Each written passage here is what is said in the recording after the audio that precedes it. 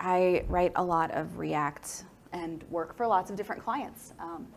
I'm here from Seattle, Washington, and normally I really like talking about things like web performance and React and data visualization. And if you like hearing about these things and also like seeing AI-generated images of animals wearing hats, which is kind of my thing at the moment, feel free to follow me on Twitter. But for today, I'm talking about something a little bit different, which is resilience.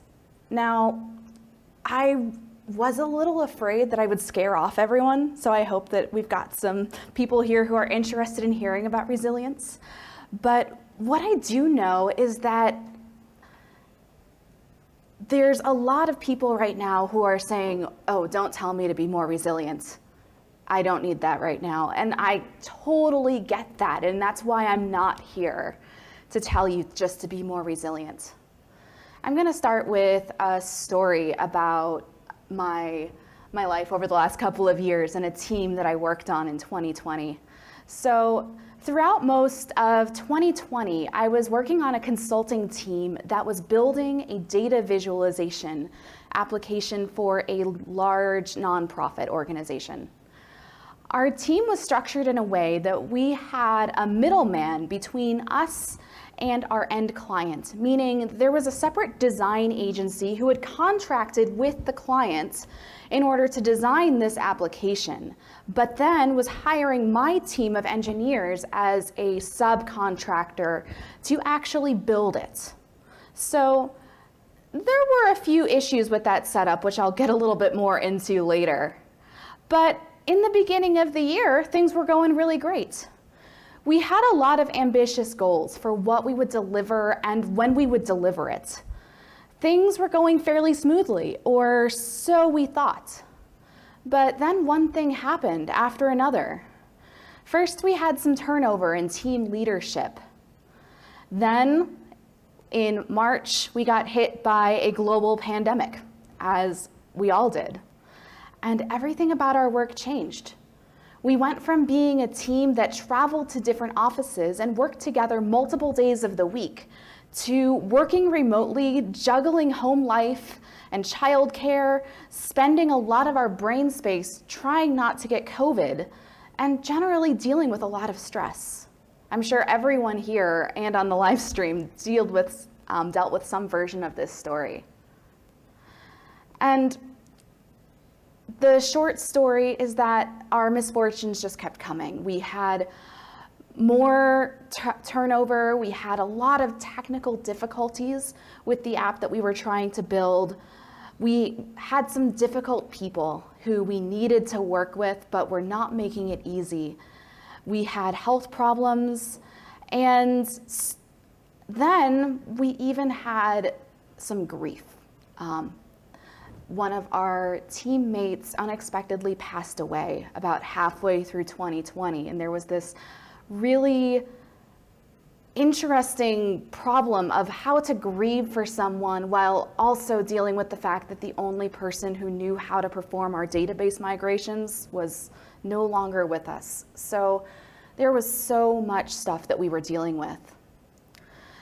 And rather than stop and reevaluate, over time, the team leadership, which was mostly the leadership at this design agency, became really obsessed with finding the wins and emphasizing our successes and carefully controlling the narrative. I think they thought that if we could just buy a little bit more time, we could overcome all of these challenges and deliver everything we had promised. But nowadays, I like to refer to this as the Elizabeth Holmes School of Management. So what does this story have to do with resilience? Well, we all kept showing up and working overtime and pushing full speed ahead and covering up all of our failures, and eventually we succeeded. And we delivered a successful product and we made a lot of money. We just tried really hard, and then it worked. But actually, that's not what happened.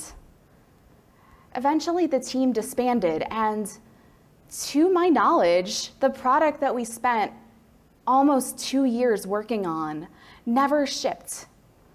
No matter how much we tried, we weren't able to push through all of these challenges and be successful. We weren't resilient. I don't think I was the only one that had this experience. Turns out that resilience was a bit of a hot topic in 2020. If you look at the Google Trends search data for worldwide searches for resilience, there was actually a 71% increase in searches for resilience between the weeks of March 8th and March 29th of 2020. I'm not a mind reader, but I suspect that at least a part of this data is due to company leaders who were looking at these challenges, and they were looking at the prospect of burnout and attrition and wondering how they can help teams just to be more resilient. I'm willing to bet that they were asking questions like, how do we recover from a global pandemic, improve retention, raise morale, and deliver everything on the roadmap? And also keep all the shareholder reports pointing up and to the right. But I don't know if leaders like this were always looking for systemic solutions. I did a little bit of Google searching on my own, and I found, and do you know what I found? I found a lot of wellness apps and training programs to help employees deal with stress. There's so much of this kind of thing out there, and I think that some of it can be really great and really helpful for the right person. But the more I have come to understand about resilience, the more I've come to recognize that another wellness app isn't the solution. As I said earlier, I'm an engineering manager. I manage engineering teams that are writing JavaScript. I'm not a sociologist or a researcher, but I'm talking about this because there are so many things that I wish I had known about resilience at work while dealing with this really hard stuff and failing at it. So if you are in this place right now, I hope that some of the research that I have dug up around resilience in both individuals and communities can help us to build stronger and more supportive teams, but also be more forgiving of our failures when it doesn't work out the way that we expect. So, diving right in, according to the research, what is resilience? There are multiple definitions that have emerged in studies of child development. A psychologist named Emmy Werner proposed 3 definitions of resilience in her 1995 study on child development. And these definitions include good developmental outcomes despite high-risk status, sustained competence under stress, and recovery from trauma.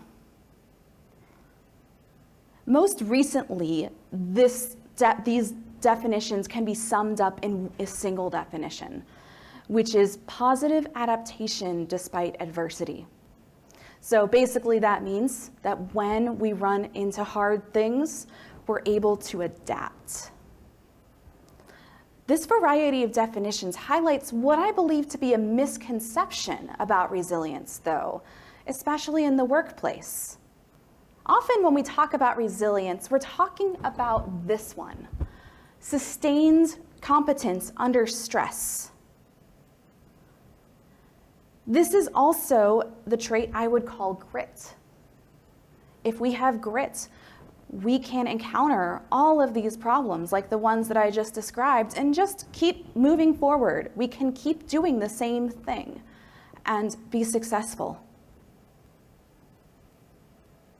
But I believe that grit is a part of resilience, but it's not the whole picture, and it's not the thing that's going to happen every time. There are also some important lessons that we can learn from the studies of community resilience. Community resilience can be defined as a measure of the sustained ability of a community to utilize available resources to respond to, withstand, and recover from adverse situations. So, in other words, community resilience is the study of a group of people's ability to adapt when things go wrong. Studies on community resilience often focus on groups that have been through large-scale trauma, such as indigenous tribes or persecuted ethnic minorities. So I am a little nervous about drawing too many parallels between tech teams and persecuted minorities, but there are a lot of learnings that actually apply to any group of people. One of the biggest discoveries to come out of this research on community resilience is the idea of resilience as a process, not as an individual character trait. Dr. Michael Rudder made that point in his 1990 report on resilience and protective mechanisms. Communities can be resilient because of the structure around them and not just because of the individuals in them. In this report, the observations were made that two people can encounter the same risk factors and respond differently. Likewise, the same person can encounter the same risk factors in two different contexts and respond differently. I'm sure that some of us have experienced that, where we encounter difficulties at work and we are able to figure out how to solve them. But then when we encounter similar difficulties at home, we are not able to because we don't have the same support, or maybe vice versa. Why is this?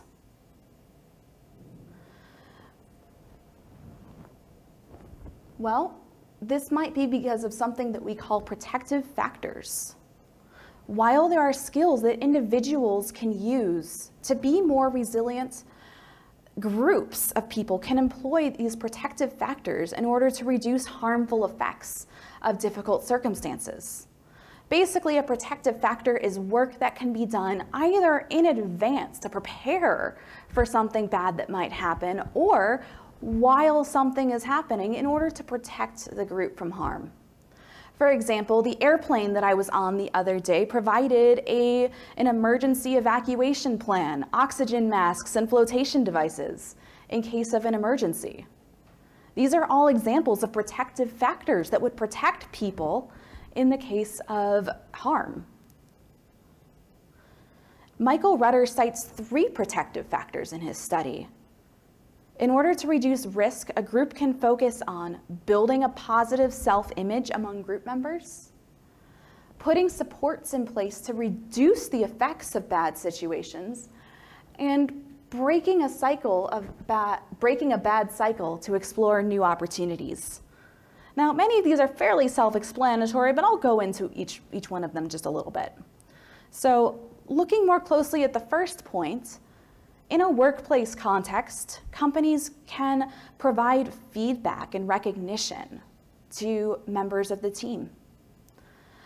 People also generally feel good when they're doing meaningful work and they are able to measure their progress over time. It doesn't feel good to be spinning your wheels and accomplishing nothing. Now, if we're talking about supports that a company can put in place to help reduce these effects, this one is fairly broad, but there is an interesting study I would like to talk about here.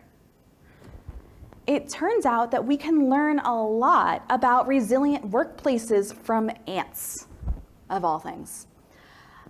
Dr. Deborah Gordon is a biology professor who has spent most of her career studying ant behavior. And she has noticed that ant colonies are able to quickly adapt to changes in circumstance. Ants have many different jobs, as you might know, and at any given time there are ants who are building the nest, there are ants who are foraging for food, and ants who are protecting the nest. But if you look inside an anthill and know what you're looking for, which I would not, you might also find that there is a bigger group of ants that is sitting around and doing nothing. By the way, thank you so much to the people at OpenAI and the DALL-E image generation algorithm for showing me what ants doing nothing looks like. But anyway, this surplus workforce can spring into action anytime they need to without sacrificing other work.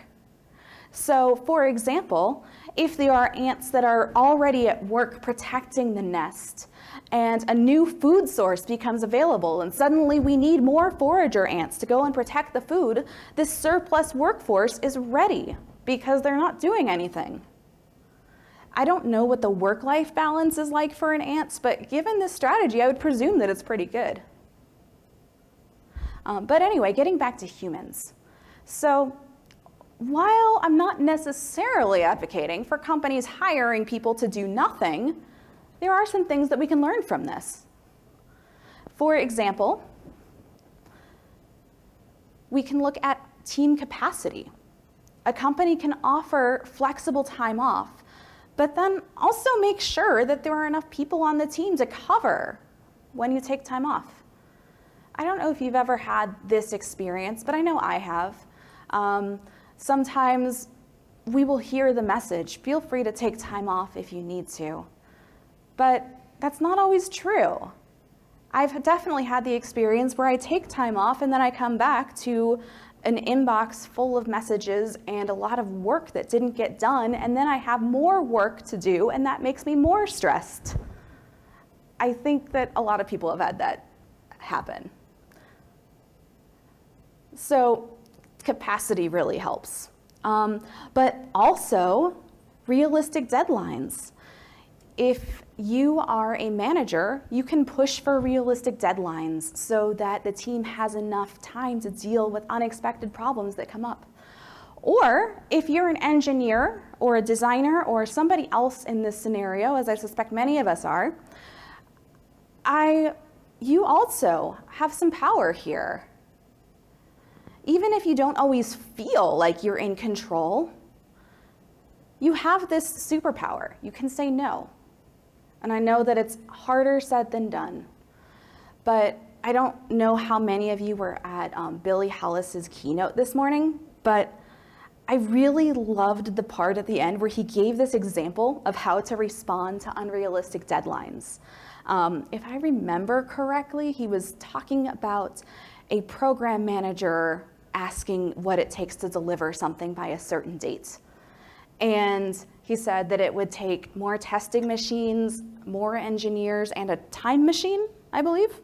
And I really loved this example of being able to say, actually, no, this isn't possible, in a kind way, of course. But I would like to say that as an engineer or a designer, you are a valuable part of the team. And you shouldn't let your desire to be a team player and make other people happy get in the way of your ability to advocate for these realistic deadlines. But there are legitimate reasons why this is hard, which I'll get into a little bit later. So going back up here, thirdly, we can respond to changes in circumstances by exploring new opportunities. So I'm gonna ask for a little bit of thought from all of you, whether you are here or in the live stream. I want you to think about a time when something didn't go the way that you expected it to. And where did you end up? If you have some time later, I would really encourage you to actually maybe write this down, journal it, because it helps me sometimes to think about where I've been and where I ended up. Because when I did that, I realized something about resilience. I realized that sometimes we end up where we wanted to go in the first place, but not always. Sometimes we end up in a completely new place. So the first example is maybe you twisted your ankle, but you still finished the marathon. That might be an example of grit, where something bad happens and you push through and you made it to the end and you got where you wanted to go. But maybe you changed course and you ended up somewhere completely unexpected. My own example that I think about sometimes is how I got here. Now, I have not always been into tech. I have not always been a software engineer. I didn't always know that that's what I wanted to be. I was actually really into fine arts when I was young. I was into art and music, and I always thought that I would have a career in the arts somewhere. Computers were my brother's thing. I think that happens in a lot of families where boys are more encouraged to become computer scientists, and girls are more encouraged to do creative things or go to caretaking professions. But my story is that I have a degree in music education, and I spent 5 years trying to be a music teacher in Chicago during the Great Recession before I realized that this just wasn't working. I wasn't paying off my student loans. I wasn't really getting ahead. I was finding a new job every year, and I had to try something different. So on a whim, I started learning JavaScript. Not even because I wanted to be an engineer, but because it was fun. And that brought me down a different path where I did not expect to go there. So if there's one thing that I know from experience, it's not ending up in the place that you thought you were going. Something that I learned through that thought experiment was that it isn't admirable to never give up or compromise. For me, giving up was the thing that allowed me to move forward. As an engineer, there have been so many times in my career when I wished I had the courage or the authority to say that we should give up. More often than not, pushing through endless adversity and making a bunch of compromises in order to deliver some feature on time, which may not even be the right feature, ends up with a team burning out or a product that doesn't work. And there are usually a few jaded engineers or designers or people on the team who saw this coming. But why do we keep doing this? I have a few theories. Mind you, these are not researcher theories. These are just things that I've seen on teams that I've worked on, such as the one that I talked about in the beginning. So the first one is capitalism. And my little disclaimer here is that money is important, and it is a factor in our decisions. Businesses are designed to make money. And I don't know about you, but I like paying my mortgage. But something that I've realized, and that many people have realized, is that sometimes capitalism is actually a little nonsensical. We've been told that our self-worth comes from working. But sometimes we're working on the wrong thing, and it doesn't actually get us anywhere. Like this cat on a treadmill. We're motivated by the reward. We see that financial reward or that career reward or that promotion, but we don't look around and see that we're not actually getting any closer to it by continuing to move forward without stopping. I really like the part in the book Bullshit Jobs where David Graeber says, "We have become a civilization based on work, not even productive work, but work as an end and meaning in itself." Too often, I think we're afraid that if we stop and reevaluate what we're doing, it'll look bad. Because stopping means closing the code editor or canceling the design review or not moving forward for a few days while you figure out what to do next. Sometimes I need to remind myself that real productivity and looking productive are not always the same thing. Now, I could give an entire talk on this, but the second thing that sometimes gets in the way that I've seen is power dynamics. On a balanced team, everyone has a seat at the table. For the sake of this talk, I'm representing different parts of a tech team as design, business, and engineering. But every team is different and might have different players that are working together. But in this model, all the major players can advocate for what they need and keep the others in check.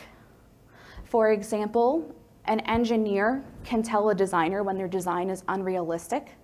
A designer can challenge an engineer to think outside the box. And everyone can tell the business sometimes that the business requirements are going to extend the scope of the project.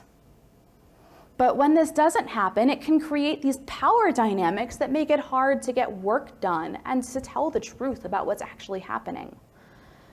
For example, when companies put the needs of the business in front of everything else, it might feel like a safe bet in times with a lot of economic uncertainty.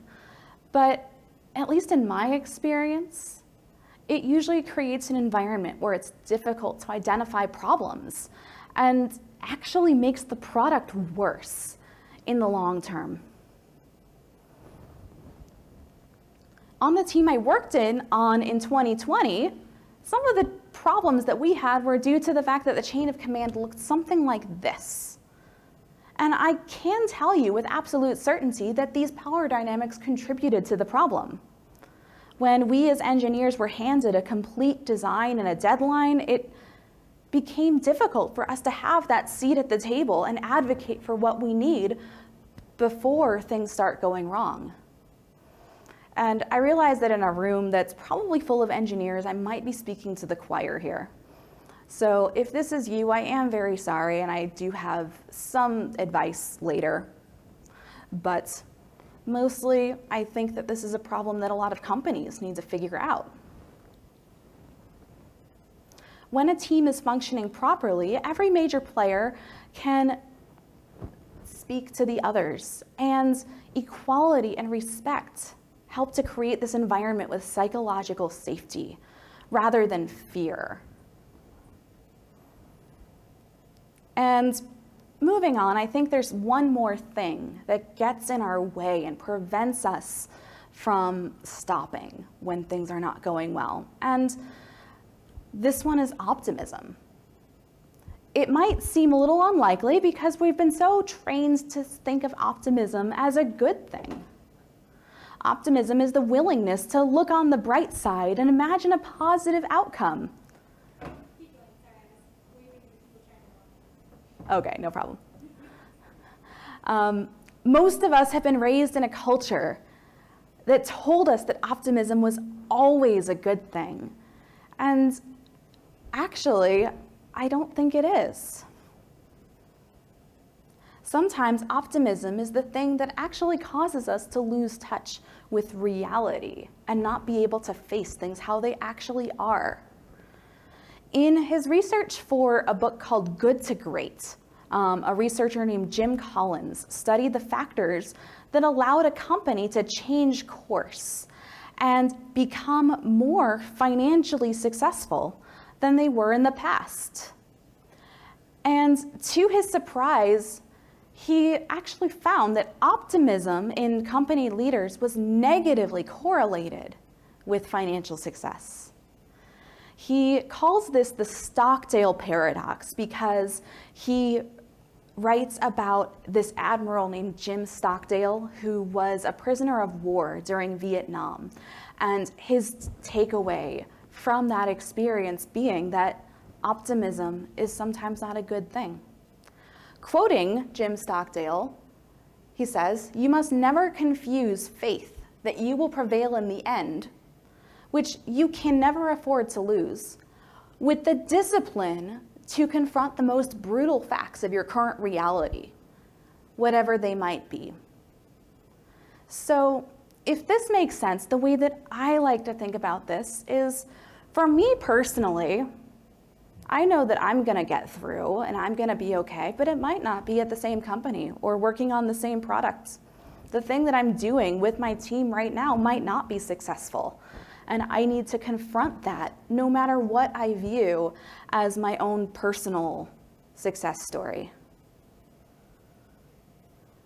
The people who think that things are always going to get better in every situation are sometimes wrong. Optimism is the thing that keeps us pushing forward and thinking that things are going to get better while we're actually headed into a train wreck. Sometimes we see this in leaders, and sometimes they have reality TV shows or books written about how they were not successful.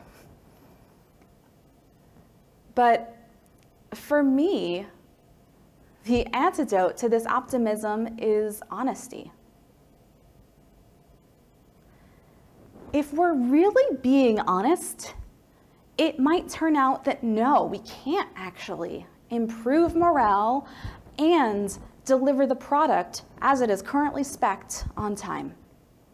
Maybe we're spending time and money chasing technology that's just not possible right now, given our current circumstances. Maybe the thing that we wanted to build was doable with the team we had in 2019. But since then, a lot of technical experts have left, and we need to scale back our features. No matter what the individual situation is, it might turn out that the possibility of getting everything we wanted in the beginning is already gone, and no amount of wishing and hoping and working just a little bit harder is going to bring that back. Speaking of honesty, I want to talk to all of you. It's okay if you aren't feeling very resilient right now. The challenges that I've been talking about that have been brought about by the pandemic and the shift to remote work and 1,000 other compounding factors are real. And it's okay if you aren't at 100%. As a matter of fact, my entire purpose for giving this talk is to remind you that resilience is largely a byproduct of circumstance, and it's not fully within our control. I know that not every situation is the same, but it's my goal as a tech leader to create environments where it's safe to talk about this. And I do hope that you also are at the very least able to share honestly with your team and with your leaders about what's going on and how it's affecting you. So, to summarize, I do believe with every fiber of my being that there are ways to move forward after a pandemic, a great resignation, and all of its challenging economic aftermath. But it's not simple, and it's actually about the team more than it is about the individual. And in order to build more resilient teams, we need to have recognition and meaningful work. We need to be aware of our capacity and have realistic deadlines. We need to create an environment with psychological safety. We need to share our thoughts honestly and be willing to change. So, a few takeaways. If you are in a leadership role, I hope that this helps you to build more resilient teams and think about the supports that we need to have in place in order to adapt to changing circumstances without relying on individualistic solutions like wellness apps or fitness reimbursements or other things that may be well and good, but it's not a resilience solution. If you're not in charge, I hope that you're working on a team that already recognizes some of these things. And if you're not, well, to go back to my honesty point, I wish I could tell you that it will magically get better someday, but it might not. I hope that at the very least, you're able to arm yourself with some of this knowledge and look for a team or a company that is going to be more supportive as things change, which they will. I'm pretty sure that the changes that we've seen over the past couple of years are not the only ones that we're going to be seeing. Maybe you're like me and you're somewhere in the middle. I am leading a team, but I'm also at the mercy of company leaders sometimes that are making decisions that are not always in my control. We might be dealing with genuinely hard circumstances, and I or you might not always succeed at delivering the right product and protecting the people who we work with. And I'm here to tell you that that's okay. We're going to fail sometimes. But I hope that we have the faith to keep going anyway. So that's the end of my talk. Thank you very much. Here are some ways to contact me, and I've also provided a link if you would like to see my slides and check out some of the resources that I've cited here. Thank you very much. And I'm going to stick around for a few minutes if you would like to ask any questions or talk about your own situation.